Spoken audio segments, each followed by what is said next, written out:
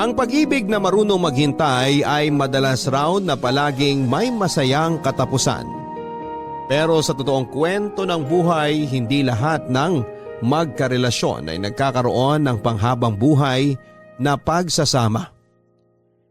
Ikaw kapuso, ano ang pinakamasayang alaala ang meron ka kasama ang taong mahal mo?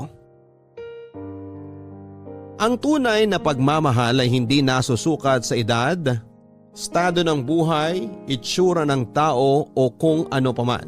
Dahil kapag tumibok ang puso mo ay magiging bulag at bingi ka na rin sa sinasabi at ipinapakita ng ibang tao. Hindi naman kasi lahat ay pwede tayong maintindihan at sa lipunan na mapanghusga. Kung nasaan man tayo ngayon para maging masaya tayo, ay kailangan nating maging matatag sa mga sasabihin ng ibang tao. Ang sulat na ating babasahin para sa Sabado na ito ay pinadala ng ating kabarangay na si Manuel. Isang lalaki na nagmahal at maagang nabiyudo, kaya ibinuhos na lamang ang kanyang oras sa trabaho para makalimutan ang matinding kalungkutan. Ang hindi niya alam, nakatakda niyang makilala ang isang babae na muling magpapatibok ng kanyang puso. Si Clara, isang dalaga na ang edad ay halos kalahati lamang ng sa kanya. At dahil sa agwat ng edad nila, marami silang negatibong bagay mula sa ibang tao. Maraming pagsubok ang darating upang subukin ang katatagan ng kanilang pagmamahalan. Gusto mo na bang makilala si Manuel? At ang babaeng muling nagbigay sa kanya ng dahilan para maging masaya. Handa ka na bang mainis at maiyak sa kwento ng buhay niya? Minsan ba ay nagmahal ka na rin ng taong malayo ang agwat ng edad mula sa iyo?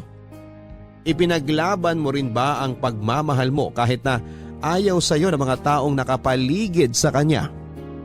O binitawan mo na lamang siya at pinalaya para hindi na kayo mahirapan? Si Manuel kaya, naging masaya kaya siya sa desisyon na pinili niya para sa kanyang sarili? Malalaman natin ang landas na pinili niya dito sa mga kwento ng pag-ibig, buhay at pag-asa sa nangungunang Barangay Love Stories. Dear Papa Dudut, isang mapagpalang araw sa iyo at sa mga kabarangay nating nakikinig ngayon. Ako nga pala si Manuel, 45 years old at nagtatrabaho sa isang bangko dito sa Pasig. Sa totoo lang ay nahihirapan akong simulan tong sulat ko dahil hindi ako marunong maglabas ng nararamdaman ko sa paggawa ng isang liham. Kaya sana ay maiparating ko pa rin ang mensahe ng kwento ko sa sulat na ginawa ko ngayon. Papadudot, minsan talaga ay hindi ko maintindihan ang buhay ng tao kung bakit kailangan pa nating maranasan na maging sobrang saya. Kung sa bandang huli, masasaktan lang din naman tayo ng sobra. Hindi ko maintindihan kung bakit may mga taong darating sa buhay natin na magbibigay kulay sa mundo natin pero panandalian lang din pala. At kung bakit kailangan na maranasan natin ang masaktan ng paulit-ulit kahit ang gusto lang naman natin ay maging masaya kasama ang ating minamahal. Papadudot, may 10 taon na kaming magkarelasyon ni Bianca nang mag-decide kaming magpakasal. At isa yon sa mga pinakamasayang nangyari sa buhay ko. Pero ang saya na yon ay pansamantala lang pala. Dahil 1 buwan pagkatapos naming ikasal, naaksidente ang asawa ko. Meron silang pinuntahan na outreach program ng mga kasamahan niyang teacher sa isang probinsya. At sa kasamaang palad ay lumubog ang bangka na sinasakyan nila at kasama siya sa mga nasawi. Sobrang sakit noon para sa akin at akala ko ay hindi na ako makakausad pa. Pero pinilit kong magpakatatag hanggang sa masanay na akong umikot ang oras ko sa trabaho at pagdalaw sa puntod ni Bianca sa maraming taon, Papa Dudut.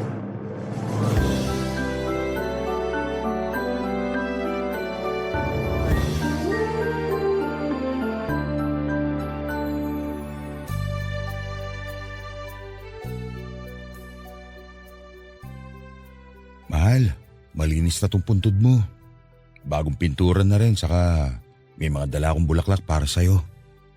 Pinili ko talaga yung paborito mong bulaklak na Morning Glory. Ang bango talaga ng mga to. Kaya hindi nakapagtataka na ito ang paborito mo eh. Namiss ko tuloy makita mo ang ngiti mo habang inaamoy ang mga bulaklak na to. Ay, sobrang miss na talaga kita. Alam ko naman na masaya ka na dyan, kaya pinipigilan ko sarili ko na malungkot. Sorry 15 years na, pero hanggang ngayon naiiyak pa rin ako. Huwag ka mag-alala, ngayon lang ulit ito kasi birthday mo. Happy birthday, mahal. Mahal na mahal kita. Daddy, bakit iwan niyo pa ako? Ayusin ko na nga itong mga ginamit ko na pintura para mailagay ko na sa kotse. Sobrang miss ko na po kayo. Huh? Multo ba'y naririnig ko na yun? Umiiyak talaga. Daddy, dalawin niyo naman po ako. Kahit sa panaginip lang. Gusto ko na Mukhang hindi multo yung naririnig ko, makita eh. Para may umiiyak talaga na malapit dito. Gusto ko na po ulit kayo mayakap. Saan ba nanggagaling yun? Please, Daddy. Dalawin niyo na po ako. Ayun! Nasa kabilang side pala kaya hindi ko agad nakita. Lapitan ko na nga't nakakaawa naman. Daddy, miss ko na po kayo. Magpakita na po kayo sa akin. Yakapin niyo po ulit ako. Miss, ito ang panyo oh. Mukhang kailangan mo nito. Daddy? Naku, hindi ako ang daddy mo. Buhay pa ako't hindi ako multo. Hala, sir. Pasensya na po kayo ha. Akala ko po kasi Akala mo multo ko? Oo. Kasi magkasing katawan po kayo ng daddy ko. At ganyan din po siya manamit. Sabi na eh. Kaya pala bigla mo akong tinawag na daddy. Pero yun nga, hindi ako multo. Buhay na buhay pa ako at may dinalaw lang din ako dito sa sementeryo. Uno mo na itong panyo. Ipunas mo sa pisngi mo. Basang-basa ng luha eh. Okay lang ba kung uupo ako dito malapit sa'yo? Oo, okay lang. Salamat dito sa panyo ha. Tsaka, pasensya na talaga ako na pagkamalan ko kayong daddy ko kanina. Ayos lang. Malapit na rin kasi lumubog ang araw kaya medyo dumidilim na. Baka nga mamaya may totoo ng multo magpakita dito. At kung may magpapakita man sa akin ng multo dito, sana si daddy na talaga yon kasi sobrang miss na miss ko na po talaga siya. Alam mo, parehas tayo dati nang hinihiling sa tuwing dadalaw ako dito sa sementeryo. Hinihiling ko rin na sana makita ko ang multo ng asawa ko. Siya ba ang dahilan kung bakit nandito kayo? Oo, doon yung puntod niya sa kabilang side kaya hindi kagad kita nakita. Ang sabi niyo kanina, hinihiling niyo dati na makita ang multo ng asawa niyo. Ngayon po ba hindi na? Oo, hindi na. Kasi alam ko na nasa tahimik na lugar na siya. Alam mo kasi, kapag may mahal tayo sa buhay na pumanaw na at hindi natin matanggap na wala na sila, mahihirapan sila makatawid papunta sa langit. Kaya kahit gaano kahirap, kailangan natin tanggapin na wala na sila at hindi na natin makakasama kahit kailan. Yun naman po talaga ang ginagawa ko, kaya lang ang hirap po kasi. Kahit halos 1 taon nang patay si daddy, hanggang ngayon, hindi ko pa rin mapigilan ang sarili ko na umiyak sa tuwing mamimiss ko siya. Okay lang ang umiyak. Walang problema doon dahil parte yun ng pag-move on natin. Pero sana, huwag mo masyadong ipunin lahat ng bigat sa dibdib mo. Ang isipin mo na lang, kung nasan man ang daddy mo ngayon, hindi niya gugustuhin na makitang umiiyak at nasasaktan ka ng dahil sa kanya. Tama ka. Ayaw talaga ni daddy na umiiyak ako. Sige, simula ngayon, susubukan ko na ulit na tanggapin sa puso ko na wala na siya. Salamat pala sa mga payo niyo ha, sir. Manuel ang pangalan ko. O pwede mo rin akong tawagin na Tito Manuel. Mas gusto ko yung Manuel na lang, kung okay lang. Kasi kahit napagkamalan kitang daddy ko, mukha namang hindi hamak na mas bata ka sa kanya. Ayos lang naman na Manuel lang ang itawag mo sa akin. Ikaw ang bahala, Miss... Clara, Clara naman ang pangalan ko.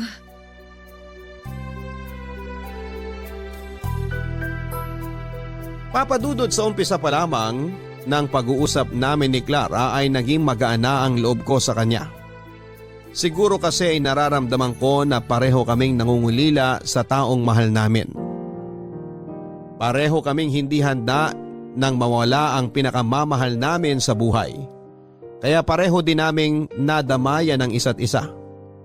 Marami pa kaming napagkwentuhan na mga iba't ibang bagay noon hanggang sa hindi na namin namalayan na inabot na pala kami ng gabi sa sementeryo. Hindi yon ang naging huling pagkikita namin ni Clara, Papa Dudut. Ilang beses pa kaming nagkasabay sa pagdalaw sa puntod ng mahal namin. Kaya ang ending, madalas kaming dalawa ang nagkwekwentuhan at nagpapalitan ng mga ala-ala kasama ang asawa ko at ang daddy niya. Hanggang sa maging close na nga kami sa isa't isa at magkapalitan ng cellphone number. Naging magka-text din kami at magkatawagan. At nang sumunod pang mga araw ay napagkasunduan naming magkita at lumabas para mag-enjoy at makalimutan ang lungkot na nararamdaman namin, Papa Dudut.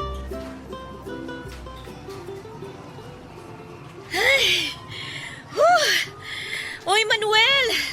Doon naman tayo maglaro sa may arcade. Dali! Teka lang. Medyo napagod kasi ako doon sa basketball at air hockey na nilaro natin kanina. Grabe! Ang bilis mo namang mapagod. Paano? Sunod-sunod yung laro natin. Bawat madaanan natin, gusto mong subukan yung game. Eh, ganun talaga. Minsan lang ako makapunta dito, no? Kaya sinusulit ko na. Okay lang ba kung magpahinga muna tayo sandali bago maglaro ulit? Pahinga ka agad. Hindi pa nga natin nalilibot tong lugar eh. Ang dami pang games na pwedeng kaadikan dito. Kahit 15 minutes na pahinga, tapos game na ulit. 15 minutes lang ha, promise? Oo, promise. Oh, sige na nga. Tara, upo na tayo sa bandaron.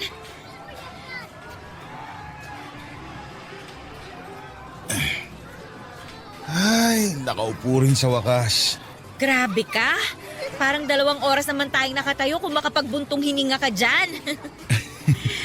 Ikaw nga mas hinihingal dyan eh. Eto, may bote ako ng tubig dito. Mas mukha ka pang pagod kaysa sa akin eh. Hindi naman ako pagod. Mabilis lang talaga akong hingalin.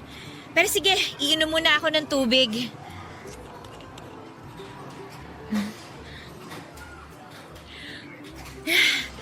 Buti na lang, medyo malamig pa tong tubig mo. Matanong ko lang, Manuel, ano bang madalas na pinagkakaabalahan mo?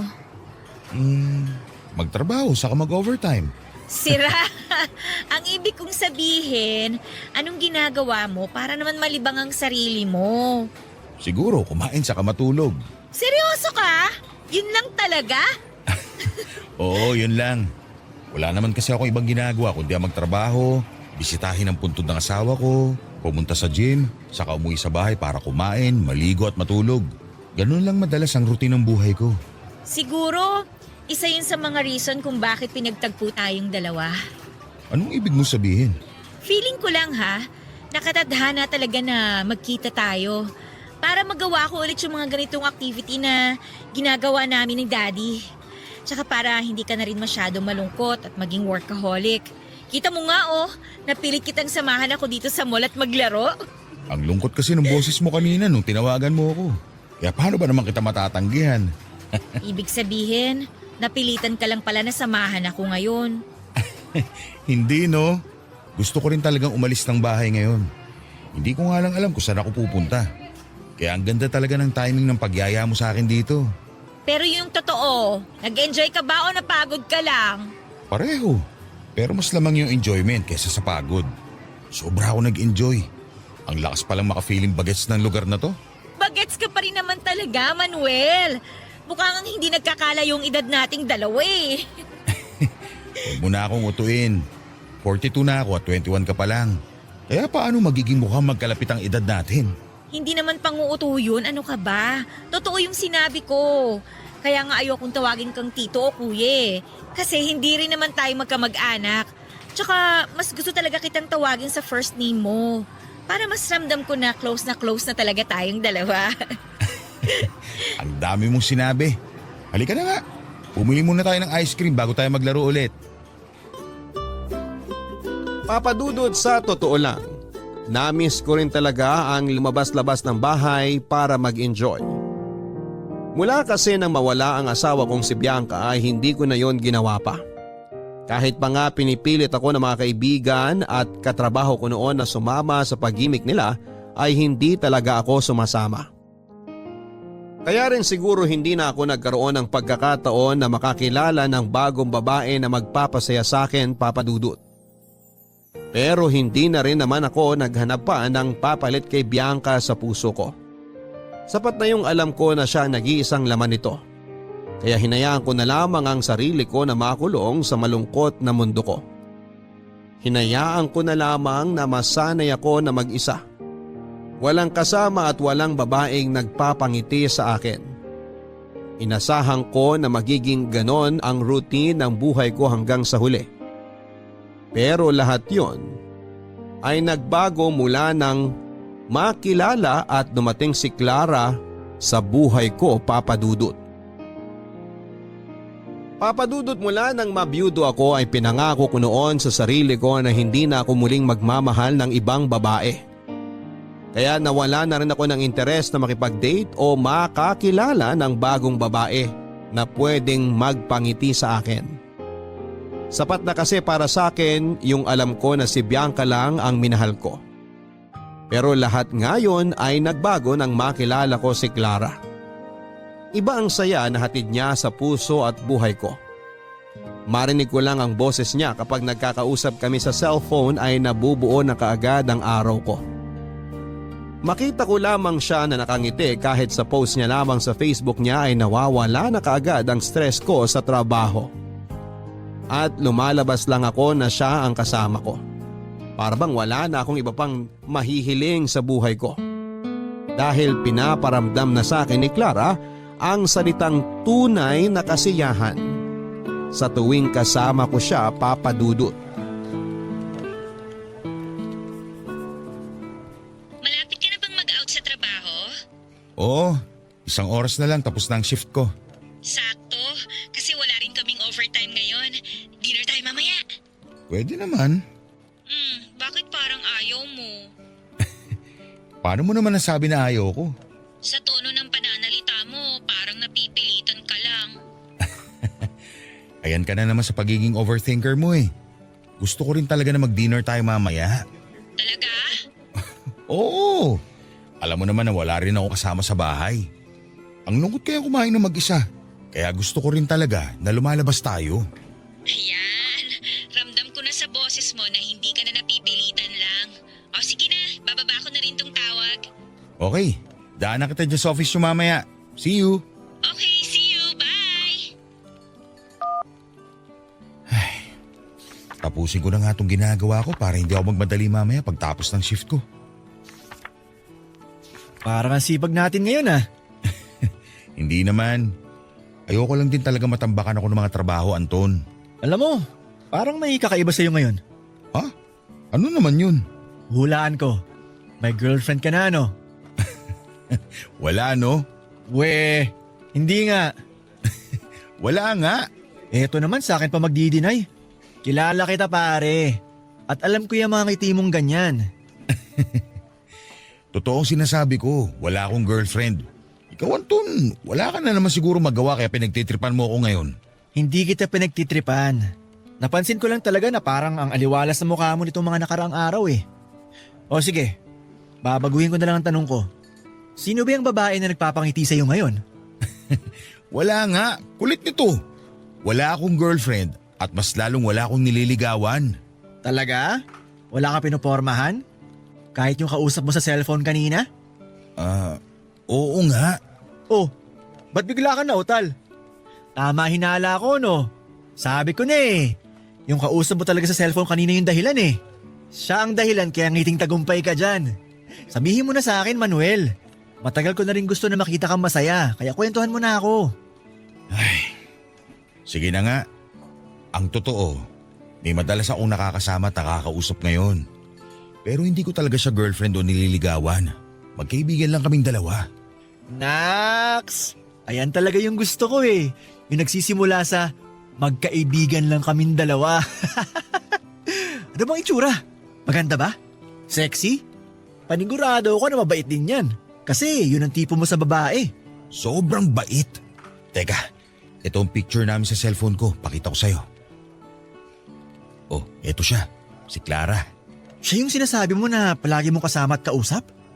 Manuel, parang anak mo na yan eh. Grabe ka naman. Sinabi niya naman na mas matanda sa akin ng halos 7 taon ng mga magulang niya. Oo nga, pero halata namang halos nasa kalahati lang siya ng edad natin. Pare, kung ako sa'yo, tigilan mo na yan kasi malaking problema yan. Magkaibigan nga lang kami ni Clara. Walang kahit na anong espesyal na namamagitan sa amin. Wala pa sa ngayon pero dun din naman papunta yan. Tsaka baka mamaya piniperahan ka lang ng babaeng yan ha? Hindi ganung babae si Clara. Never niya akong pinirahan. Walang kahit na anong may kinalaman sa perang namamagitan sa amin. Mabuti talaga siyang tao. Ay nako, bumalik ka na nga lang doon sa station mo. Magtatrabaho na ako dito para matapos ko ng mga ginagawa ko. Mamaya na tayo mag-usap, Anton. Papa Dudut, alam ko naman na may punto ang sinasabi ng kaibigan kong si Anton. Ayaw niya lang na mahirapan ako, kaya ganon ang naging payo niya sa akin. Natatakot siya na baka magkaroon ako ng problema sa oras na maging totoo ang sinasabi niya tungkol sa amin ni Clara. Pero nang mga panahon na yon ay confident pa ako na wala akong kailangan na baguhin sa kung anuman ang treatment ko kay Clara. Dahil naniniwala ako na walang kahit na anong malalim na kahulugan ang namamagitan sa aming dalawa. Ang pakiramdam ko noon, naghahanap lamang ako ng makakausap na pwedeng makaintindi sa nararamdaman ko. Yung tao na kagaya ko na nawalan din ng mahal sa buhay at si Clara naman ay nangungulila sa atensyon ng isang ama na pwedeng nakita niya sa akin. Nagkataon na pinagtagpo ang landas namin dalawa at pareho naming naiintindihan ang isa't isa kaya hinayaan ko na mas lumalim pa ang pagkakaibigan namin, Papa Dudut. Ang tagal namang dumating ni Jenna dito sa restaurant. Baka naman na traffic lang. Ang sabi niya malapit na siya eh. Ang kwento mo nga, di ba? Palagi naman talaga siyang late sa mga usapan niyo. Oo nga. Pero dapat inagahan niya pa rin kasi sinabi ko na sa kanya na kasama kita ngayon. Hayaan mo na. May 15 minutes pa lang naman siyang late. Nagugutom na rin kasi ako eh. Dapat pala. Umorder na muna tayo ng pagkain. Mamaya na lang pagdating niya kasi mabilis lang namang mag-serve ng pagkain dito. Naiihi na nga rin ako eh. Ay, nakakainis naman talaga tong si Jenna oh. Mag-CR ka na muna, Clara. Ako na lang maghihintay sa kanya. Hindi mo naman alam ang itsura ng kaibigan ko. Teka, ayun na yata siya. Jenna! Nandito kami! Uy, Clara! Sorry, sobrang na-late ako. Hay nako, ano pa nga ba? Palagi ka namang ganyan sa mga usapan natin. Sorry na, Beshi. Na-traffic kasi ako eh. Na-traffic o na-late ka lang umalis sa bahay nyo? Pareho. Sino pala yung kasama mo? Tito mo? Anong tito? Hindi no. Siya si Manuel, yung sinasabi ko sa'yo na ipapakilala ko ngayon. Manuel, best friend ko, si Jenna. Nice to meet you, Jenna. Nice to meet you din po, sir. Tito pala. Sorry, hindi ko po kasi alam kung ano itatawag ko sa inyo eh. Ayos lang. Manuel na lang din ang itawag mo sa kanya. Ayaw niya rin namang magpatawag ng sir o tito. Okay, sige. Beshi, mag-CR lang ako ha. Kanina pa ako naiihi eh. Maiwan ko muna kayo ni Manuel. Babalik ako kagad. Manuel, sandali lang ha. Sige lang, Beshi. Jenna, ito pala ang menu. Tumingin ka na dyan ang gusto mong kainin. Para pagbalik ni Clara, baka-order na tayo. Okay po. Salamat po.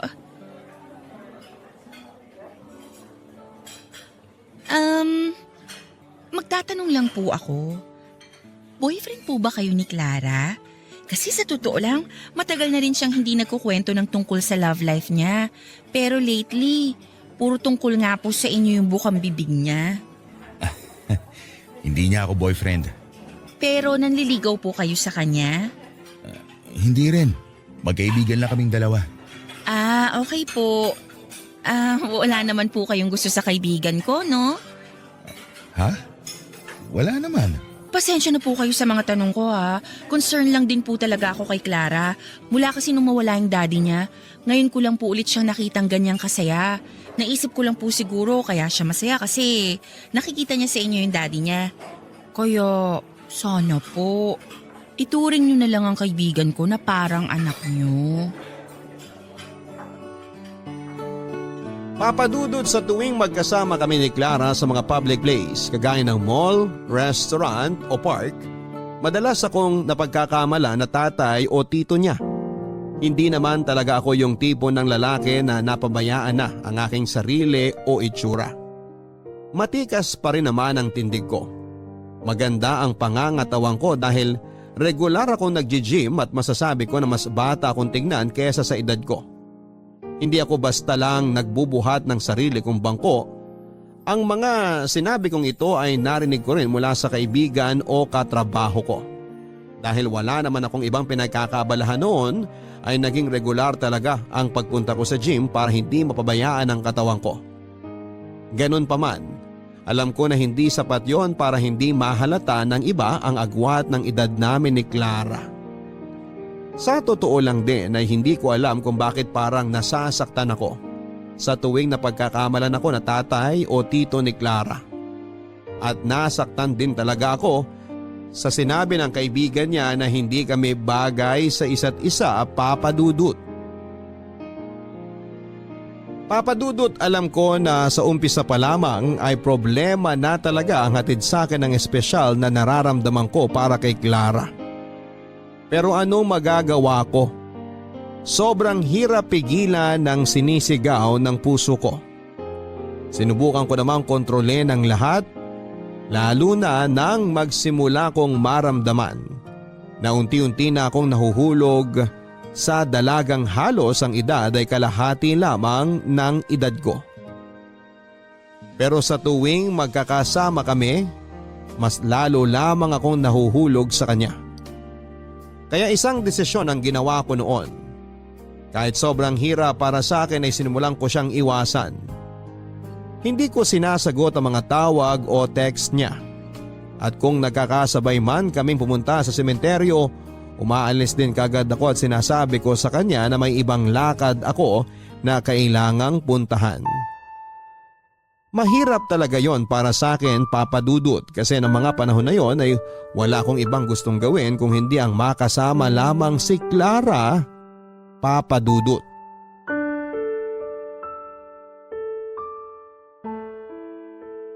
Ay mahal, sorry kung ngayon lang ulit ako nakadalaw sa'yo.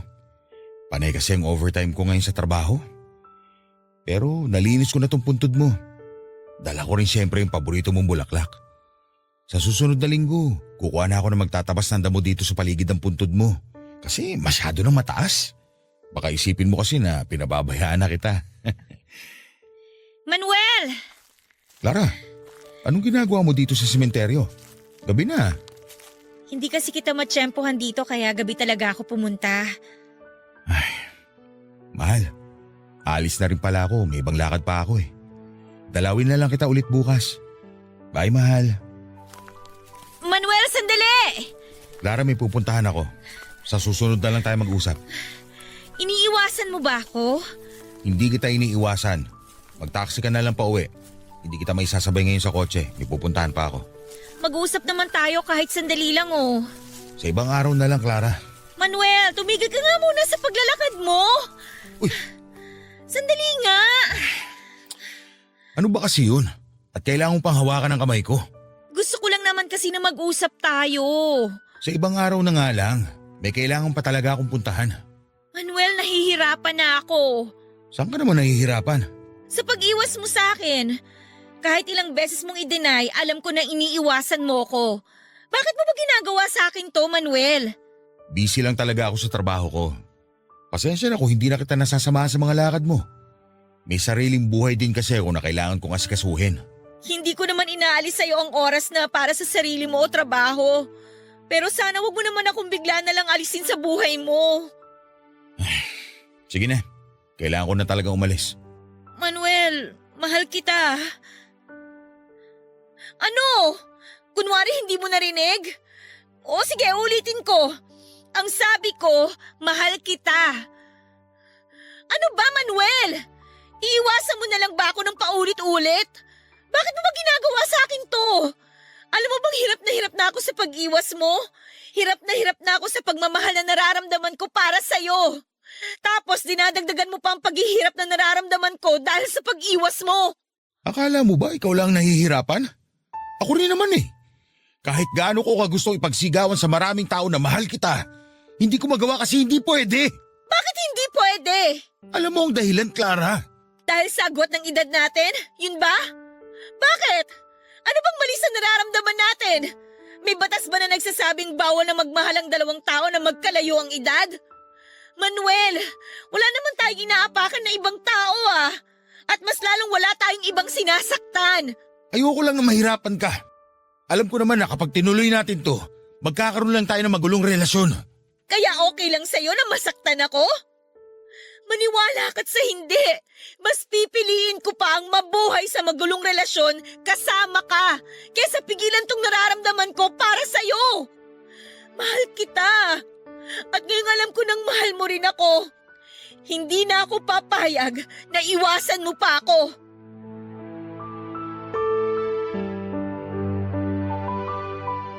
Aaminin ko na noong una, natakot talaga ako na masaktan din ng dahil kay Clara. Inisip ko kasi na baka naghahanap lang siya ng atensyon at kalinga ng namatay niyang daddy na sa akin niya natagpuan. Isa yon sa mga dahilan kung bakit pilit kong pinigilan ang espesyal na nararamdaman ko para sa kanya. Baka kasi nagkakamali lang siya ng interpretasyon sa nararamdaman niya. Baka akala niya pagmamahal na yon pero hindi pa rin pala at pareho lang kaming masaktan sa bandang huli. Kaya lang ay sadyang malakas ang sigaw ng mga puso namin kesa sa pagpuna ng mga taong nakapaligid sa amin. At hindi ko na nga rin tuluyang napigilan pa ang sarili ko na aminin na sa kanya na pareho kami ng nararamdaman para sa isa't isa. Doon na rin nagsimula ang relasyon namin ni Clara. Marami akong narinig na negatibo mula sa mga kaibigan ko. Kahit maganda at bata si Clara, sakit lang daw ng ulo ang ibinibigay niya sa akin. Pero gusto kong patunayan sa kanila na seryoso kami ni Clara sa isa't isa at gusto ko rin yung patunayan sa mami niya. Kaya pumayag ako nang itanong ni Clara kung okay lang daw ba na ipakilala niya ako sa mami niya bilang boyfriend niya, Papa Dudut. Ano Han, ready ka na bang makilala si Mami? Oo, kanina pa ako ready. Talaga? Hindi ka kinakabahan? Bakit naman ako kakabahan? Para kasing ninenervyos ka dyan eh. Hindi akala mo lang yun. Hindi ako ninenervyos. O sige, pumasok na tayo sa loob ng bahay kasi sigurado ako na nakapagluto na si Mami ng tanghalian. Han, saglit lang.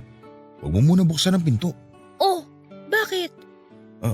Ano lang, ayos lang ba talaga tong suot ko? Oo nga. Ang pogi mo kaya dyan sa suot mong blue na polo shirt. Tsaka, huwag ka mag-alala. Mabait si Mami at sigurado ako na magugustuhan ka niya. Basta relax ka lang, Han, okay? Okay, sige.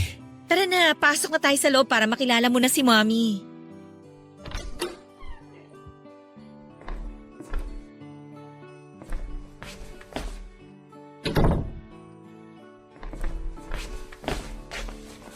Mami, nandito na po kami ni Manuel. Oh, mabuti naman at dumating na kayo kasi naghahain na rin ako dito ng... Sino yung kasama mo, Clara? Hindi niyo po ba narinig na binanggit ko ang pangalan niya kanina lang? Siya po si Manuel, Mami. Boyfriend ko. Manuel, siya naman ang Mami ko. Magandang tanghali po, tita. Kung makatita ka sa akin, parang ang layo ng agwat ng edad natin ah. Mami, may 7 taon din po ang tanda niyo kay Manuel kaya sa tingin ko, ayos lang po na tawagin niya kayong tita. May dala nga po pala akong cake para po sa dessert natin mamaya. Ilagay mo na lang dyan at maupo na kayo ni Clara. Kukunin ko lang ang ulam para makapagtanghalian na tayo. Tara Manuel, upo na tayo. Mukhang ayaw sa akin ng mami mo, Han. Akala mo lang yun, pero gusto ka niya para sa akin. Kinikilala ka pa lang niya kaya kunwari masungit siya. Oh, ito na ang niluto kong dinuguan. Wow, amoy pa lang. Nagutom na kagad ako. O di ba paborito mo rin to, Han? Oo, lalo na kapag maraming sahog na isaw ng baboy. Maglalagay na ako ng kanin sa plato mo, ha? Unahin mo nang lagyan ng kanin yung plato mo, Clara. Matanda na yang si Manuel.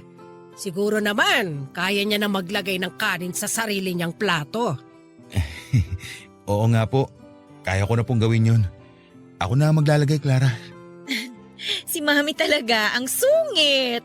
Sabi niyo hindi niyo susungitan ng boyfriend ko pag ipinakilala ko sa inyo. Malay ko ba na halos kaidaran ko na yung boyfriend na kinukwento mo sa akin? Kumain na nga lang tayo bago pa ako tuluyang mawala ng gana. Papa Dudut, wala akong ibang intensyon ng araw na yon kung hindi ang ipakita sa mami ni Clara na seryoso ako sa relasyon naming dalawa. Kahit inaasahan ko na ang mga tingin na gagawin niya sa akin at mga salitang maririnig ko ay naglakas loob pa rin ako na pumunta sa bahay nila at ipakilala ang sarili ko. Alam ko naman na hindi sapat ang isang araw na pagpunta ko sa bahay nila para mapatunayan sa kanya na seryoso ako. Pero ramdam ko kaagad na hindi niya ako tanggap para sa anak niya. Sa kabila ng hindi maayos na pakikitungo at pakikipag-usap niya sa akin ang gabing yon ay wala akong ibang ginawa kung hindi ang magpakita ng respeto sa kanya. Naiintindihan ko naman kasi ang reaksyong ipinapakita niya sa akin. Alam ko na gusto niya lamang protektahan ang nag-iisang anak niya. Kaya kahit na hindi naging maayos ang unang pagkikita at pag-uusap namin ng mami ni Clara, nangako ako sa sarili ko na hindi ako titigil hanggat hindi ko napapatunayan sa kanya na seryoso ako at mahal ko talaga si Clara, Papa Dudut. Papa Dudut, sa kabila ng kaliwat ka ng pamumuna ng ibang tao sa aming relasyon ni Clara ay nagawa naming balewalain ang mga yon. Hanggang sa hindi na namin napansin na halos 1 taon na pala ang relasyon namin. Kagaya ng sinabi ko kanina, hindi ako sumuko na makuha ang loob at tiwala ng mga taong malapit kay Clara. Pinakita ko sa kanila na hindi ako kagaya ng ibang lalaki na masama ang intensyon sa kanya. Sa kabila ng hindi maayos na pakikitungo sa akin ng mami ni Clara, ng mga kaibigan at iba pang kamag-anak niya ay naging magalang pa rin ako sa kanila at nagpakita ng respeto ko. Kahit kailan, hindi ko sila pinakitaan ng hindi magandang ugali, Papa Dudut. Araw-araw ay inihahatid ko si Clara mula sa trabaho hanggang sa bahay nila. Tuwing Sabado at Linggo rin ay nandun ako sa bahay nila para dumalaw sa kanila ng mami niya. Papa Dudut, pakiramdam ko naman ay hindi ako nabigo na makuha ang tiwala ng mga taong mahalaga sa buhay ni Clara. Dahil unti-unti ay kinausap na ako ng maayos ng mami niya at mga kaibigan. Hanggang sa maramdaman ko na totoong welcome na ako sa buhay niya. Ang sarap pala ng ganong pakiramdam. Yung alam ko na tanggap na ng mga taong nakapaligid sa amin ang relasyon naming dalawa.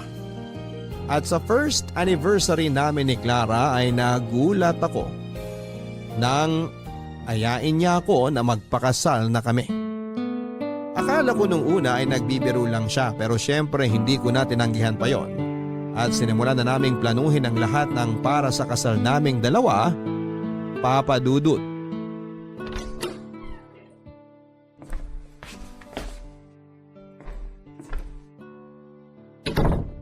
Ay, nakauwi na rin tayo dito sa bahay namin. Ang traffic din kasi kaya inabot na tayo ng hapon sa labas. Pero grabe, nakakapagod pala talagang mag-asikaso ng mga dapat asikasuhin para sa kasal, no? Oo nga, matugurin pala. Naubos araw natin ngayon. Na venue pa lang para sa reception ang naaasikaso.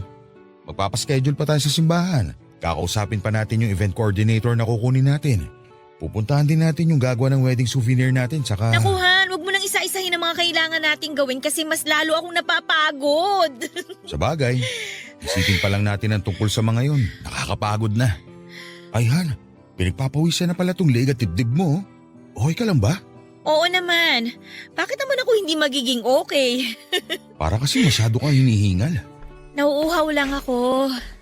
Oh, nakauwi na pala kayo. Magandang hapon po, tita. Magandang hapon din naman, Manuel. Clara, nasa kusina pala si Jenna at nagluluto ng pancake. Wala raw kasi siyang magawa habang naghihintay sa inyo kaya hinayaan ko na lang siyang kumilos sa kusina. Sige po, puntahan ko muna siya. Han, dito ka lang muna ha. Dala na lang kita ng merienda mamaya kaya huwag ka munang umalis.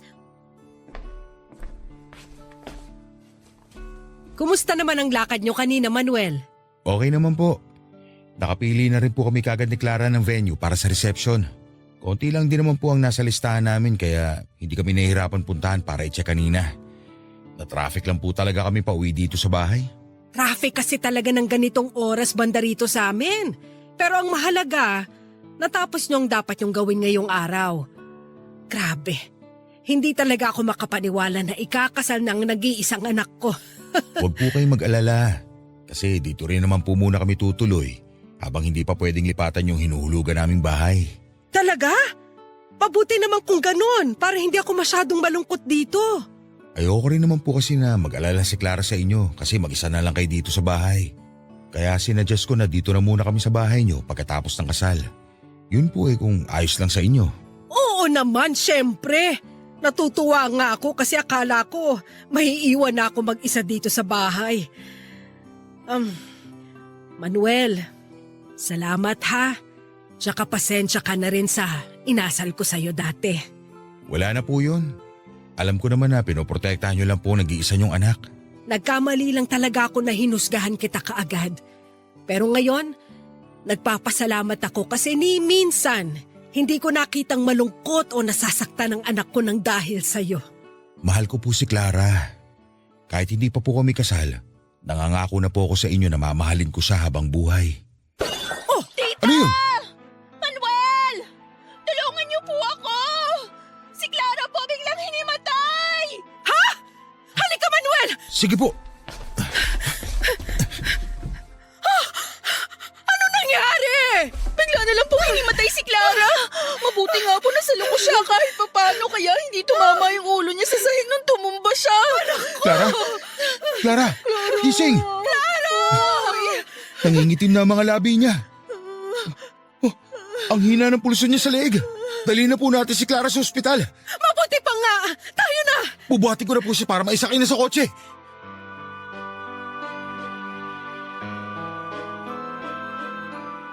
Papadudot halos manginig ang mga braso ko habang nagdadrive papunta ng ospital dahil hindi ko talaga alam kung anong nangyari noon sa girlfriend kong si Clara.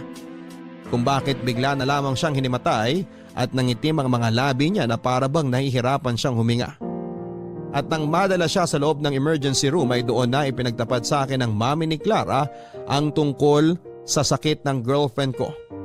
Bata pa lamang siya ay meron na siyang rheumatic heart disease. Ilang beses na siyang kinumbinse ng mami niya na magpa-opera sa puso. Pero tumanggi siya dahil natatakot si Clara na baka mas umikli pa ang buhay niya nang dahil sa operasyon na yon. Hindi ako makapaniwala sa mga nalaman ko, Papa Dudut. Lalo na nang sabihin ng doktor na na-cardiac arrest si Clara ng araw na yon. Pero na-revive naman nila. Papadudod kaya pala biglaan ang pagyaya sa akin ni Clara na magpakasal na kaming dalawa kasi gusto na niyang sulitin ang mga oras na pwede niya pa akong makasama bilang asawa niya. Ang sakit lang kasi. Bakit kailangan niya pang ilihim sa akin ang lahat? Bakit kailangan niyang solohin ang sakit? Bakit hindi niya ako hinayaan na damayan siya? May part din sa sarili ko na naggalit ako kung bakit hindi ko napansin at iniintindi ang madalas na pamumutla niya. Ang mga malalim na paghingal niya at kung bakit parang ang bilis niyang mapagod. Kaya naman nang sabihin ng doktor na stable na ang lagay niya, hindi na ako umalis sa tabi niya hanggang sa magising si Clara. Doon ko siya tinanong kung bakit hindi niya kaagad sinabi sa akin ang tungkol sa sakit niya. Ang sabi niya ay ayaw niya lang na mag-alala ako. Ayaw niyang maapektuhan ang relasyon naming dalawa at gusto niyang maramdaman ang normal na buhay kasama ako, Papa Dudut.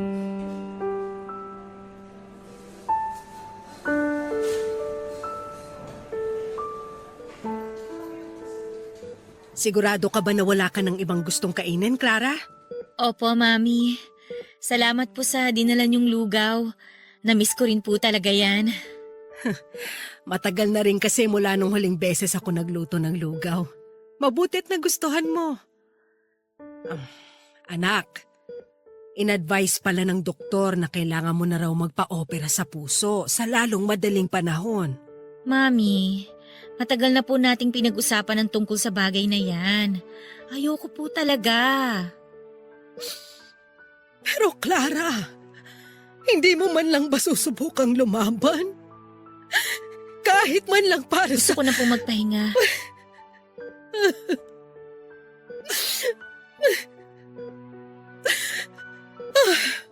Sige, anak.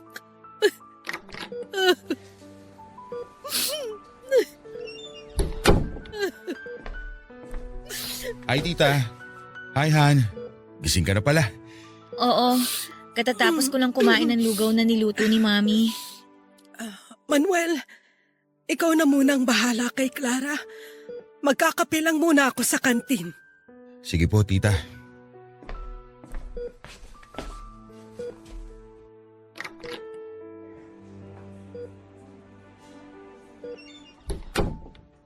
Oh, bakit parang umiiyak si tita? Kinausap niya na naman kasi ako tungkol sa operasyon na kailangan daw gawin sa akin, sabi ng doktor. Hindi pa rin ba talaga nagbabagong isip mo? Manuel, pati ba naman ikaw? Clara, para sa ikabubuti mo naman ang gusto mangyari ng doktor. Hindi ka naman niya i-convince na magpa-opera sa puso kung alam niya na pwede mo ikapahamak yun. Magtiwala ka lang sa mga doktor. May tiwala naman ako sa kanila at sa ospital na to. Pero wala akong tiwala sa sarili ko. Wala akong tiwala dito sa puso ko. Paano kung bigla na lang akong hindi magising pagkatapos ng operasyon? Paano kung bigla na lang huminto sa pagtibok ang puso ko? Paano kung hindi ko na ulit kayo makita? Hindi mangyayari yan. Naniniwala ako na magiging successful ang operasyon mo. Manuel, natatakot lang naman kasi ako. Natatakot ako na bigla na lang akong hindi magising. Natatakot akong mamatay. Ayoko pang mamatay. Oh, tama na. Huwag mong sabihin ang bagay na yan dahil hindi yan mangyayari. Magpapakasal pa nga tayo, di ba? Kaya hindi ka pa mawawala sa akin. Papakasalan mo pa rin ba ako? Oo naman. Tuloy na tuloy ang kasal natin. Walang sino o naman ang makakapagbago ng isip ko. Kasi kahit kailan, hindi magbabagong nararamdaman kong pagmamahal para sa'yo. Paano kung hindi na kita mabigyan ng anak pagkatapos ng kasal natin? Ayos lang sa akin yun, Clara. Kasi ang mahalaga, magkasama tayong lumalaban para mabuhay. Paano kung mapagod ka ng alagaan ako? Yan ang kahit kailan hindi mangyayari. Kasi yung pag-aalaga ako sa'yo, parte ng pagmamahal ko na hindi mawawala. Hindi mo ako iiwan? Hindi ka mapapagod sa akin? Hindi. Isa lang naman ang gusto kong mangyari, Clara. Ang makita at maramdaman ko na sinasabayan mo akong lumaban. O sige, lalaban ako para sa'yo. Pero kung sakali man na maikli lang talaga ang kwento nating dalawa, ayoko makulong ka sa lungkot, Manuel. Alam ko na mahirap, pero alalahanin mo na lang yung mga araw na magkasama tayo at sabay na tumatawa. Balikan mo yung masasayang alaala natin. Dahil ang mga alaala na yun, ang palagi ko ring babalikan saan man ako mapunta. Ano ka ba, Han? Bakit parang nagpapaalam ka na? Hindi naman. Gusto ko lang malaman mo na ang makilala at makasama ka ang pinakamasayang bahagi ng buhay ko, Manuel.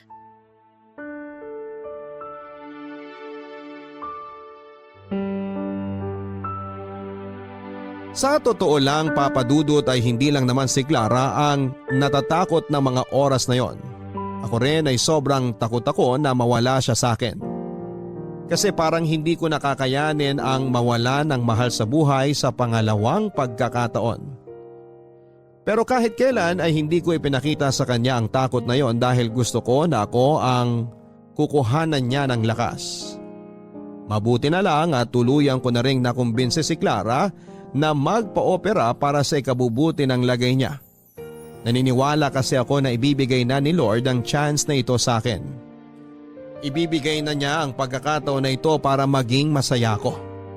Alam ko na malakas si Clara at malalampasan niya ang operasyon na gagawin sa kanya. At sigurado ako na matutupad namin ang pangarap namin na makabuo ng isang masayang pamilya. Tutuparin ko ang pangako ko sa kanya na magpapakasal kami pagkatapos ng kanyang operasyon.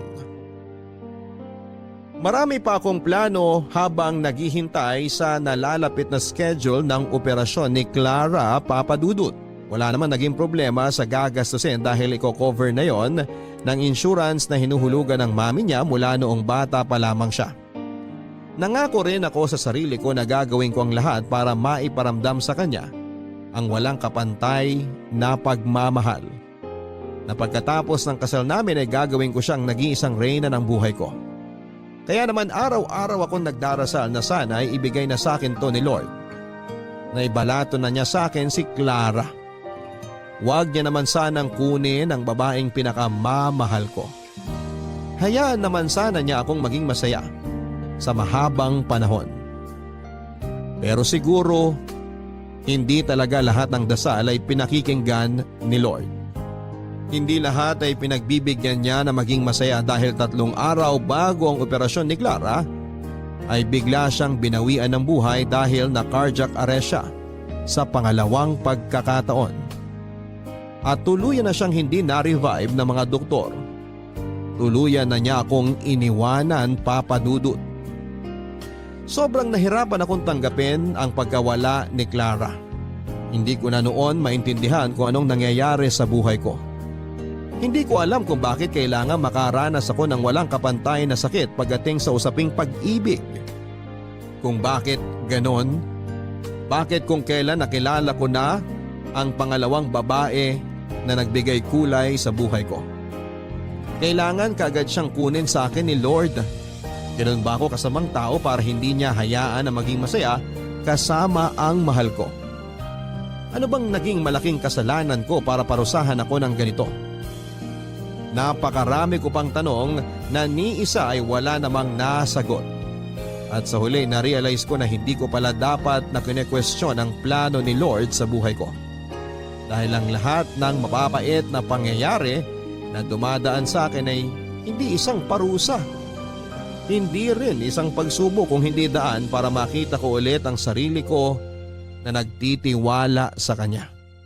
Dahil aaminin ko na mula nang mamatay ang unang asawa kong si Bianca, parang nakalimutan ko na rin ang magdasal, magpasalamat at manampalataya sa Poong May Kapal.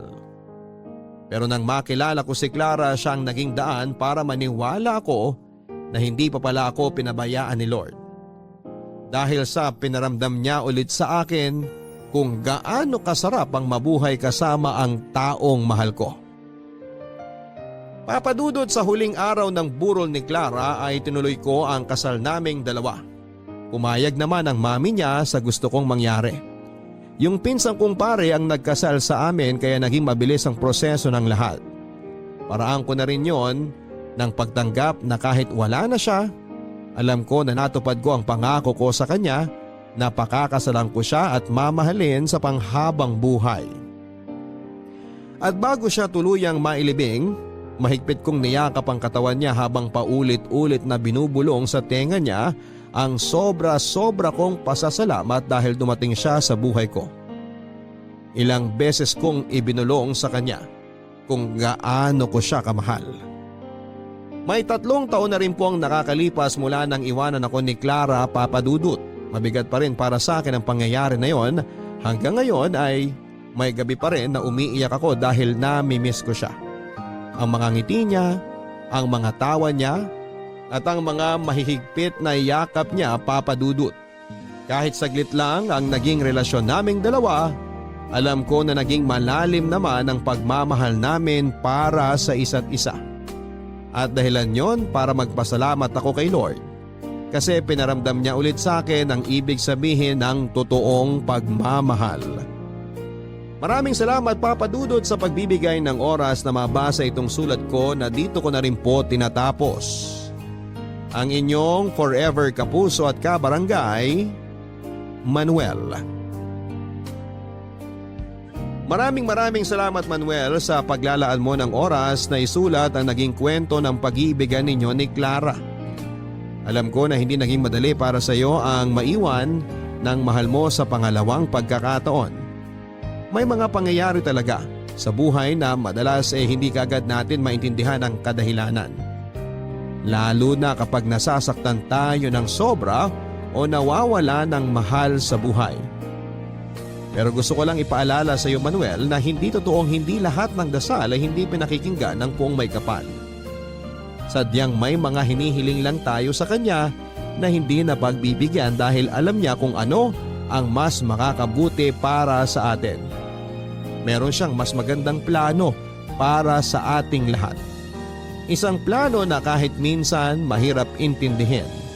Sa huli ay marirealize natin na yon ang mas makakabuti hindi lang para sa ating sarili kung hindi pati na rin para sa mga taong nakapaligid sa atin.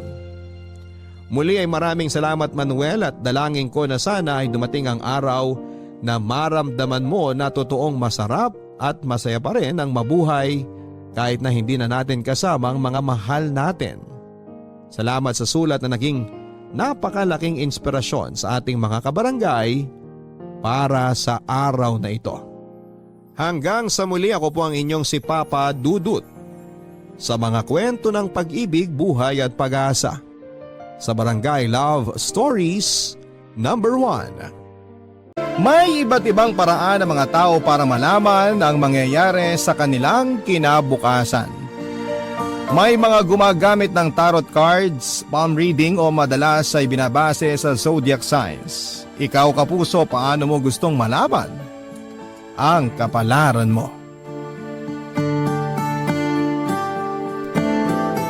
Dear Papa Dudut, ako nga pala si Geneva, 27 years old.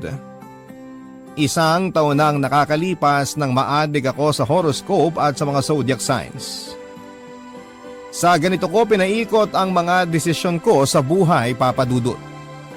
Naniwala lamang ako sa astrology dahil sa impluwensya ng aking best friend na si Helga. Kaedad ko rin. Siyang nagsabi sa akin na 90% ng mga sinasabi sa zodiac signs ng tao ay totoo. Hindi naman ako naniwala syempre noong umpisa.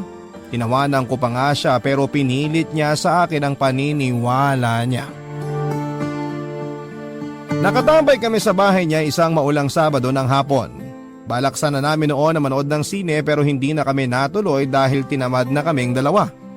Bored na kami pareho nang biglang naalala ni Helga na may bagong dating na dyaryo sa kanila. Kinuha niya ang dyaryo at akala ko noon ay magbabasa lamang kami ng showbiz chika o kaya ay magbabasa lang ng balita. Pero horoscope pala ang gusto niyang puntiryahin na basahin. Napailing na lamang ako dahil hindi naman ako naniniwala sa ganon dati.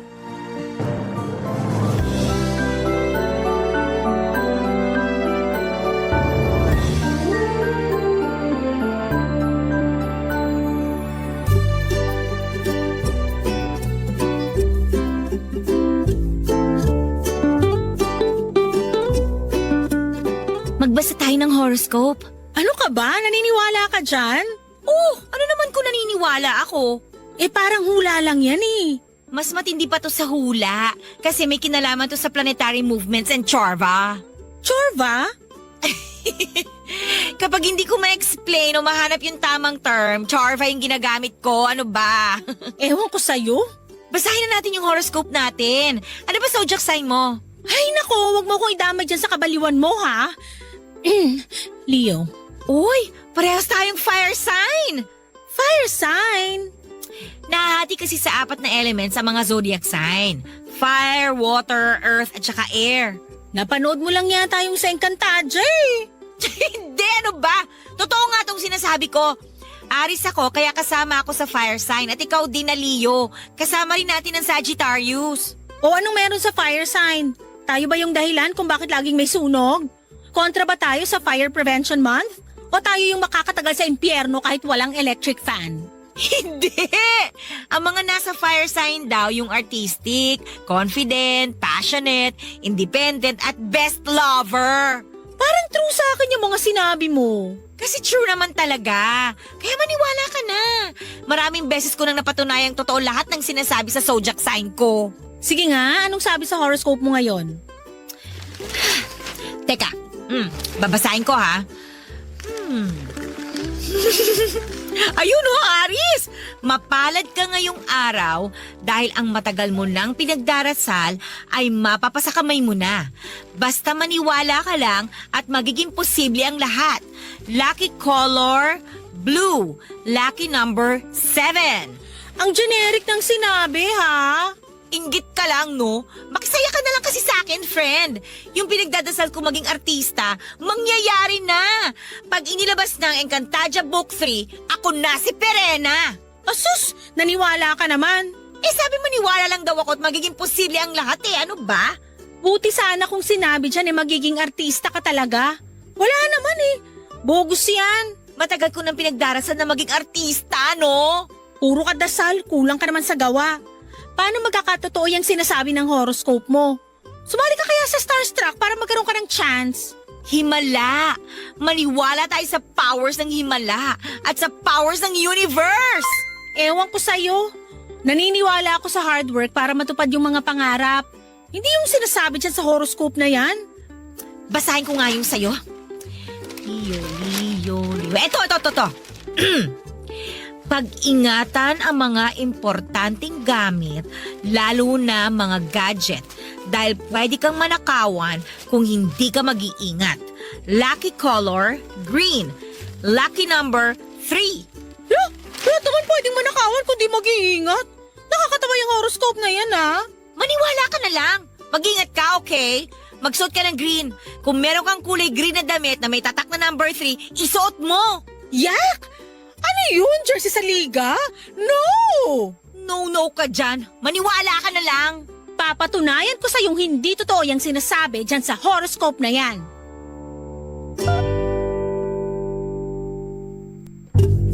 Papadudot, nagkatotoo ang sinabi sa horoscope ko. Nung umuwi ako ng bahay ay nasnatch ang cellphone ko. Hindi ko na nahabol pa yung nagnakaw. Sinabi ko lahat kay Helga ang nangyari at natawa pa siya. Tinuruan daw ako ng universe ng leksyon at natakot tuloy ako. Kaya naman kahit na ayoko maniwala na tuloy ako sa sinasabi ng horoscope at ng zodiac sign ko. Nagpaturo ako kay Helga ng mga dapat kong malaman at nag-research na rin ako online. Nag-follow na rin ako ng mga horoscope pages sa Facebook para maging gabay ko. Sa maikling panahon ay natutunan ko na ang dapat kong malaman sa zodiac signs. Napunta na nga rin kami ni Helga sa pag-alam sa kung anong zodiac sign kami compatible. Na-realize kasi namin na kaya siguro hindi nag-work out ang mga relasyon namin before ay dahil mali kami ng pinatulan. Mukhang tama naman noon ang hinala namin. Pinag-usapan naming dalawa mga zodiac signs na compatible kami. Yun na lang noon madalas naming ginagawa kapag magkasama kami ng best friend ko, Papa Dudut.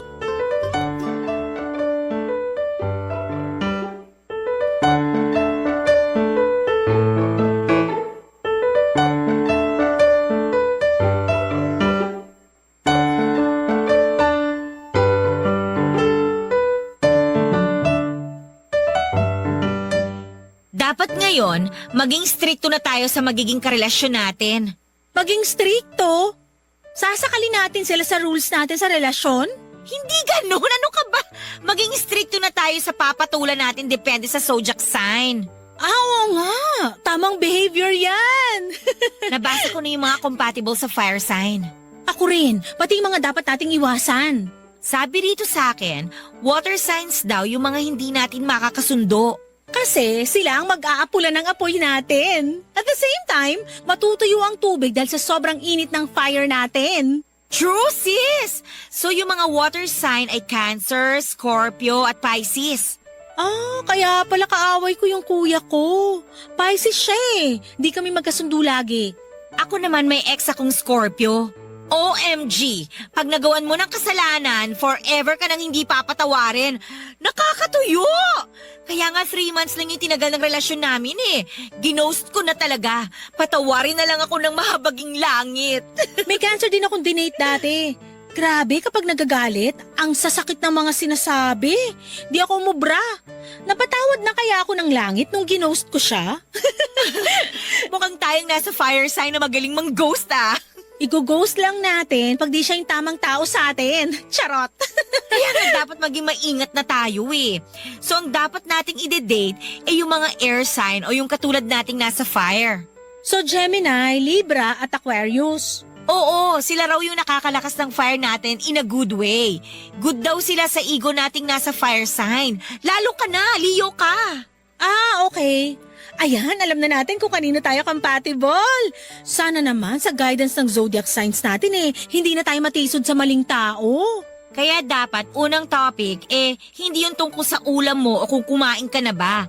Ano yung zodiac sign dapat? Baka ma-weirdohan sila sa atin pag yun agad yung topic natin. Pwedeng alamin natin yung birthday nila. Tapos kapag nalaman nating nasa water sign sila, alam na this. Hashtag magiging multo ulit. Paano kung super bet natin? Kailangan natin magtimpi. Ano ka ba? Hindi lahat ng masarap dapat kainin. Kaloka ka? Okay. Kailangan natin maging maingat kung gusto nating forever na yung next na relasyon natin. Tama! Maniwala tayo sa sinasabi ng universe. Inalam namin lahat ng zodiac signs na mga sumubok manligaw sa amin.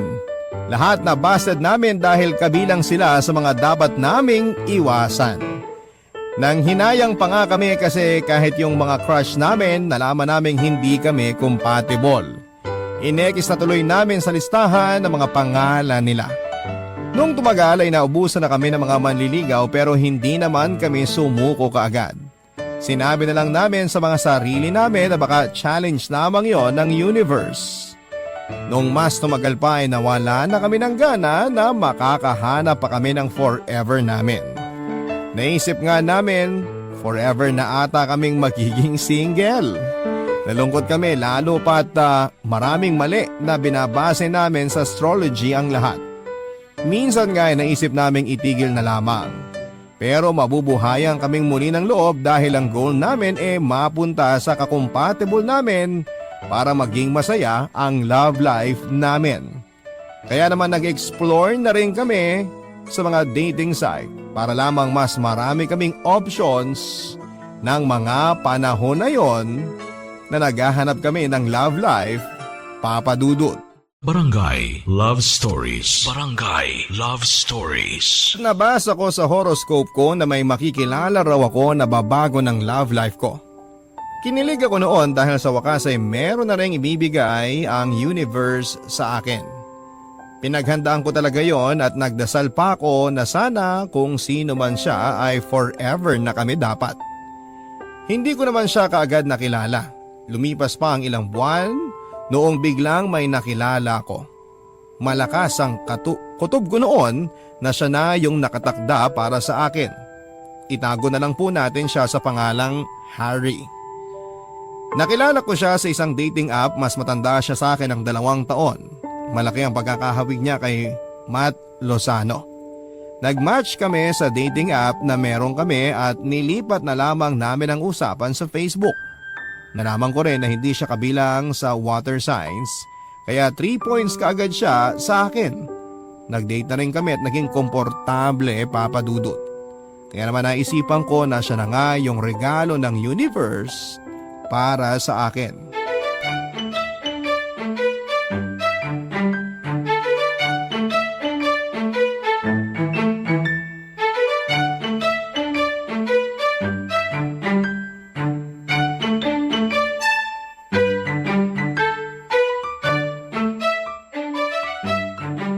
Ang ganda mo pala talaga sa personal.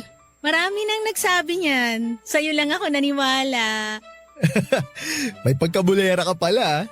Sino kaya yung naunang ng bola? Ako, pero mas maganda yung hagod ng bola mo eh. Ganon talaga kaming mga Leo. Leo? Dati kang lalaki? Ha? Hindi ah. Zodiac sign ko yun. Ah, kinabahan naman ako bigla. Pasensya ka na, di kasi ako familiar sa zodiac signs eh. Hindi ka naniniwala sa astrology? Wala kasi akong alam dyan. Baka kaya hindi talaga ako naniniwala. Ano bang zodiac sign mo? Wala nga akong alam dyan. Kailan birthday mo? May 4th, Anong year? yearly. Hindi ko napaghandaan yung joke mo ah. So, ano raw yung zodiac sign ko? Taurus, earth sign ka. Kayo yung mga kalmado, pasensyoso at logical.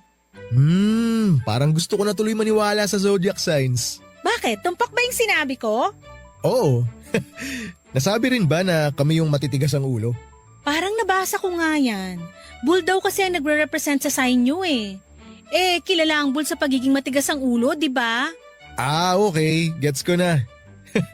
Mukhang masyadong importante sa'yo yung zodiac sign ng isang tao para mag-click kayo ah. Ah, oo. Lately lang namin napatunayan ng friend ko na tama yung sinasabi sa zodiac signs namin. Lahat kasi ng mga dinate namin, hindi nag-workout kasi kontra sa signs namin. Pero tayo, okay naman no? Bakit? Ayaw mo ba? Siyempre gusto ko. Kaya nga sana may second date pa tayo. Hindi pa nga tayo tapos sa first date natin eh. Nagsisimula pa nga lang tayo. Advanced kasi ako mag-isip. Ang natural lang ng usapan namin noon ni Harry, Papa Dudut. Napakasarap niyang kausap na tipong ayaw na naming matapos noon ng gabi. Naramdaman kong compatible kaming dalawa. Doon ko talaga napatunayan na totoo ang sinasabi sa astrology. Wala na akong ibang pinahiyagang manligaw sa akin kundi si Harry na lamang. Ganon ako noon kasigurado sa kanya. Nakwento ko na nga rin siya kay Helga at gusto ko lang noon na ipagyabang sa kanya na binigyan ako ng universe ng taong deserve ko. Yun nga lang, hindi natuwa ang best friend ko. Nung pinuntahan ko siya at nakwento ang tungkol kay Harry ay nadismaya siya. Nung una inisip ko na baka inggit lamang siya pero may nakaligtaan kami sa zodiac signs dahil nga masyado kaming nag-focus noon sa water signs. Hindi namin alam na hindi ko rin pala compatible ang mga nasa earth signs tulad ng Virgo, Capricorn at Taurus. Hindi ko na sana yon tatanggapin pero pinabasa sa akin lahat ni Helga ang nasa astrology book niya, Papa Dudut.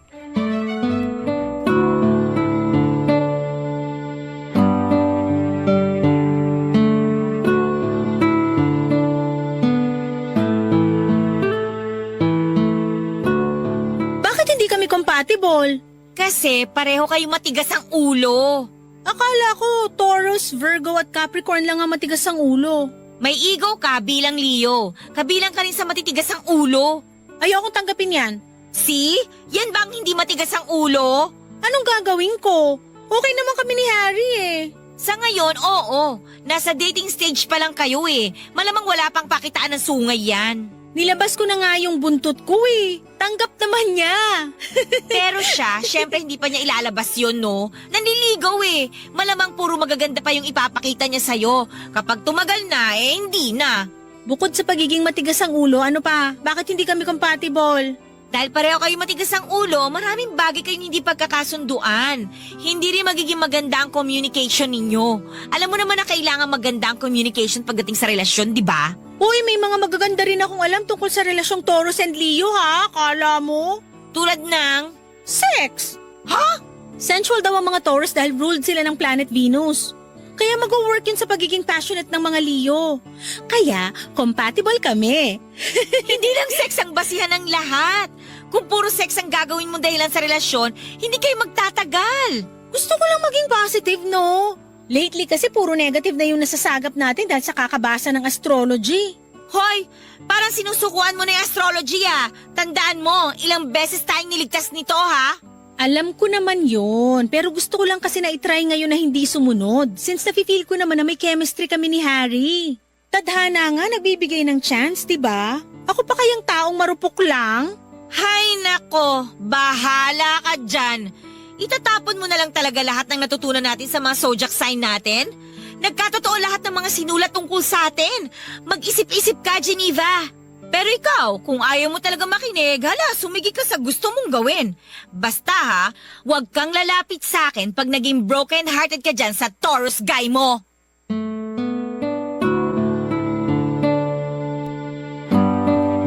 Nagdalawang isip tuloy ako sa mga sinabi ni Helga Papadudut. Nagbasa akong muli ng zodiac sign ni Harry at nagtugma nga lahat ng sinabi ni Helga. Bukod pa doon ay na-confirm ko rin sa ugali ni Harry ang lahat. Pasimple ako nagtanong tungkol sa mga gusto niya at ayaw. Sumakto naman noon sa personality niya bilang Taurus. Mas lalo tuloy akong kinabahan at iniwasan ko na tuloy siya sa takot na magkamali na naman ako. Ayoko na kasing masaktan pa at kota na ako sa failed relationships ko. Iniwasan ko si Harry pero naging makulit siya, Papadudut. Matigas nga talaga ang ulo ng mga Taurus at sinabi ko sa kanya na busy ako at hindi niya tinanggap ang mga naging sagot ko. Hindi ko naman masabi sa kanya dati yung dahilan kung bakit kailangan ko siyang iwasan dahil hindi ako sigurado noon kung matatanggap ba niya na dahil yon sa zodiac signs namin. Nahirapan tuloy ako makipag-communicate sa kanya dahil feeling ko noon ay hindi niya tatanggapin ang mga isasagot ko sa kanya. Barangay Love Stories. Barangay Love Stories. Bukod ako mula nang ginost ko si Harry. Namiss ko pa rin siya kaya kahit blinako na siya sa social media ko ay gumawa pa rin ako ng peking account para ma-stalk ko siya. Gusto ko lang naman noon na malaman kung katulad ko nalulungkot din ba siya. Wala naman akong ma-stalk noon dahil naka-private ang account niya. Nagsisi nga ako na iniwasan ko siya kasi sa lahat ng mga lalaki ay sa kanya lamang ako nagkagusto ng sobra. Gusto ko na tuloy sisihin noon si Helga dahil binukas pa niya sa akin yung mundo ng astrology. Nahirapan na tuloy ako sa choices ko sa buhay ko. Makalipas ang isang buwan noon ay parang niloloko ako ng universe. Pinilit ko ang iwasan si Harry pero pinagtagpo na naman kaming dalawa. Magkabilang dulo pa naman ang mga bahay namin kaya napatanong ako. Bakit kami nagtagpong muli, Papadudut? Naisip ko na may gusto bang iparating ang universe sa akin. Naging awkward yung paghaharap namin dahil nasa isang ukayan ako noong nilapitan niya ako. May mga nakasabit pa sa balikat ko ng mga damit na nakahanger.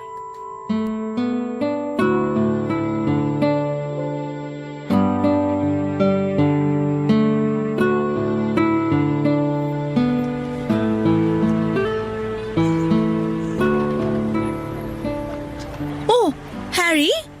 Hi, Anong ginagawa mo rito? napadaan lang. Malapit lang kasi rito yung pinagparkan ko ng motor ko. Ah, ako naman nag-window shopping. Mukhang marami ka nang na window shopping ah. Nasa balikat mo na lahat ng damit eh. Kaya pa ba? Isusukat ko lang naman to, hindi ko naman bibilhin. Huwag kang magsusukat ng panty rito ah. Sure. So, kumusta ka naman? Okay naman. May nagawa ba ako? Ha? Bakit bigla ka nalang nawala? Bakit mo ako ginost? Ginost? Hindi ah. Binlock mo ako sa lahat ng social media accounts mo eh. Nag-deactivate lang ako. Huwag ka na magsinungaling. Sinearch kita sa account ng ibang tao. Hindi ka naman deactivated. Sadyang binlock mo lang ako. Saka na tayo mag-usap, Harry. Marami pa kasi akong gagawing window shopping eh. Sandali, mag-usap tayo. Sabi mo sa akin kung ano yung nagawa ko. Nababaliw na kasi ako kakaisip eh. Okay naman tayo, di ba? Akala ko nga gusto mo rin ako eh. Harry, Hindi tayo aalis dito hanggat hindi mo sinasabi sa akin yung totoo. ayoko. Please? Hindi. Akala ko ba kaming mga Taurus ang matitigas ang ulo?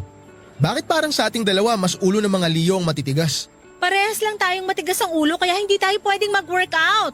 Ginudge mo na agad dahil lang sa pagiging matigas ang ulo? Hindi lang yun eh, marami pang iba. Tulad ng? Basta marami.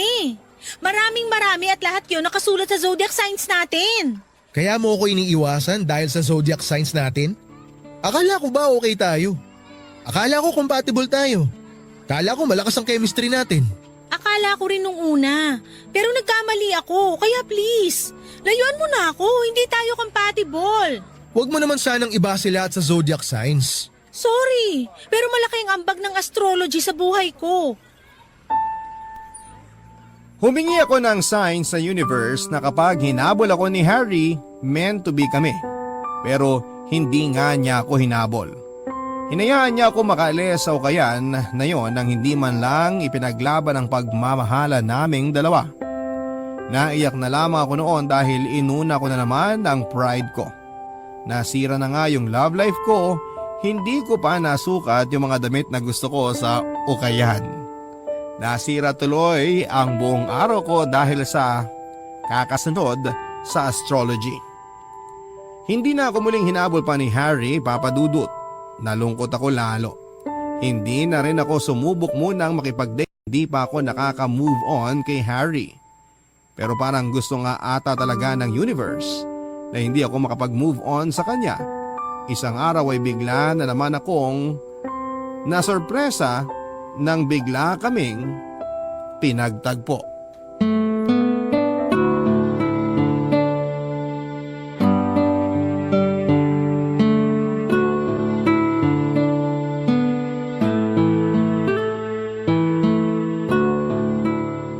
Uy, nag-meet ulit tayo. Sinabi ba sa horoscope mo na mamimit mo ulit yung taong tinatakasan mo? Ano na naman ba, Harry? May unfinished business tayong dalawa. Baka may pinaparating sa atin ng universe. Wag nga ako. Hindi ka nga naniniwala sa astrology eh. Hindi nga talaga. Kaya hindi tayo pwede. Hindi talaga tayo compatible. Marami tayong pagkakaiba. Di ba nga may kasabihan, opposite sa attract? Hindi yan applicable sa lahat ng bagay. Eh di hindi rin applicable ang astrology mo sa lahat ng bagay. Hindi tayo pwede dahil parehong matigas ang ulo natin. Lagi lang tayo mag-aaway. Pwede tayong dalawa kasi pwede naman nating pag-usapan kung ano yung problema eh. Para hindi tayo nag-aaway. Mahihirapan tayong mag-communicate sa isa't isa. Napag-aaralan yan. Marami tayong pagkakaiba. Magka-clash lang tayo, Harry. Pero marami rin tayong pagkakapareho. Tulad ng... Pareho tayong mahilig sa romantic films. Pareho tayong takot sa ipis. Takot din tayo sa tsinelas ng nanay natin. Pareho nating ayaw ng pineapple sa pizza. Magkaiba tayo ng gusto sa takbo ng buhay. Gusto ko mabilis habang ikaw steady. Hindi ka makakahabol sa akin. Wala naman tayo sa karera eh. Baka pwedeng sabay na lang tayong maglakad. Sabay tayong tumakbo para walang maiiwan. Sabay na rin tayo magpahinga kapag napagod na. Mahilig kaming Leo sa adventure. Kayong Taurus gusto nyo? Chill lang. Adventure? Tara, umakyat tayo ng bundok. Adventure yung pag-akyat sa'yo, di ba? Pag nasa tuktok na, mag-chill naman tayo ron. So pareho nating magagawa yung gusto natin. Di ba? Paano kung di tayo mag-workout? Pinangungunahan mo na kasi, paano kung pwede tayong mag-workout? Magkaiba kasi tayo ng mga pinaniniwalaan. Ako naniniwala sa sinasabi ng astrology. Marami na kasing nagkatotoo. Okay, sige, marami. Pero hindi ibig sabihin lahat nagkakatotoo. Ilang beses ko nang napatunayan na tama ang sinasabi sa mga zodiac sign. Kaya nga kita iniwasan eh. Nakasulat na talaga na di tayo pwede para sa isa't isa. Nakasulat na yun sa kapalaran natin. Naniniwala ako na tayo ang gumagawa ng kapalaran natin. Nababago yun depende sa kagustuhan natin. Geneva, gusto kong baguhin kung ano man yung nakasulat sa ating dalawa. Kung meron man. Paano? Wala tayong laban sa universe. May laban tayo.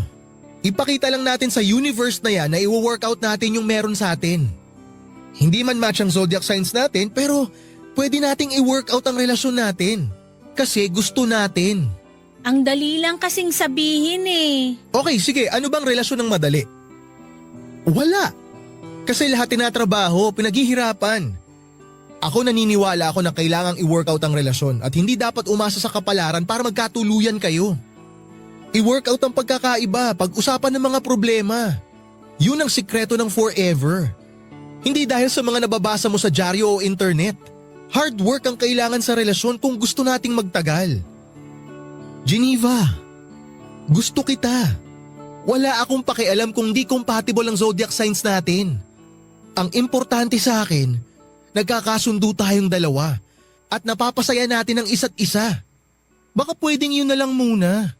Kesa nai-stress ka dyan sa sinasabi ng zodiac signs na yan.